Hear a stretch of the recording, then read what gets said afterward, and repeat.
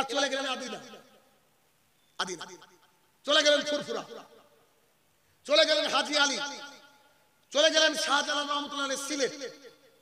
ওখানে গিয়ে কবরে গিয়ে বলছেন, বাবা 11 বছর হলো বিয়ে করা, আমার সন্তান হয় না, বাবা সন্তান দাও না। কাকে বলছেন? ওই যে শুয়ে আছে তাকে বলছেন। অথচ আল্লাহকে একটু কি বলে গেলেন? আল্লাহ একমাত্র তোমার ইবাদত করি, একমাত্র তোমার কাছে সাহায্য চাই, একমাত্র মধ্যে আর কিছু ঢুকে কি?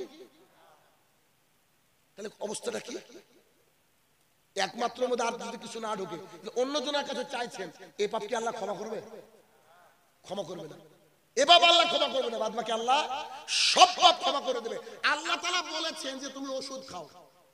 যেমন গতকালকে রাতে একজন প্রশ্ন করছে যে কোন গাছের টুকরো যদি শরীরে বেঁধে রোগ সারে, তাহলে কি আমরা শরীরে বাঁধতে পারবো? তা আমি উত্তর দিচ্ছি, জি বাঁধতে পারবেন, যদি ডাক্তারের প্রেসক্রিপশন গলায় ঝুলিয়ে রোগ ভালো হয়, তাহলে এটাও বাঁধেন। কথা বুঝেন? ডাক্তারের কাছে গিয়েছে, এটা প্রেসক্রিপশন করে দিয়েছে, ওষুধের দোকানে না গিয়ে প্রেসক্রিপশন একটা মাদুলি বানিয়েছেন, যেরকম বেঁধে দিয়েছেন, যদি ওইটা রোগ সারে তাহলে গাছে রোগ সারবে। তার মানে বলছেন, তার মানে বলছি কি বুঝতে পারেন না? মানে এটা চলবে না। কোন কিছু যে লটকালো, যে ঝুলালো, সে ব্যক্তি শিরক করলো। মুসনাদ আহমদ 4 নম্বর খণ্ড 256 নম্বর পৃষ্ঠা, রাসূলুল্লাহ সাল্লাল্লাহু আলাইহি ওয়াসাল্লাম বলেন, মান আল্লাকা তামিমা ফাকাদ আশরাকা। সামাজিক পাপের মধ্যে এটা একটা পাপ, কি? শিরকের পাপ।